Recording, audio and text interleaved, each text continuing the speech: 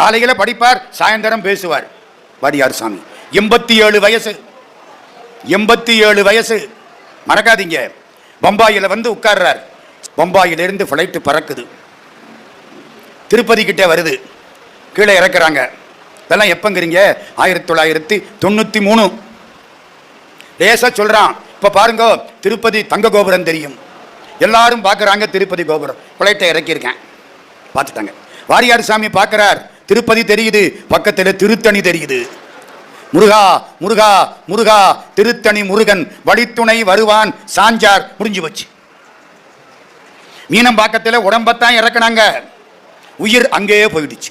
Car மாமிசை காலன் வரின் கலபத்து ஏர் மாமிசை வந்து எதிரப்படுவாய். அந்த முரட்டு கருப்பு எரும மாடு வர்றதுக்கு முன்னால அழகான மயில் வரணும்னு கேட்டார்ல, அனுபூதியில கிடைச்சிருச்சையா. கிடைக்குமா நமக்கெல்லாம்? ஏமா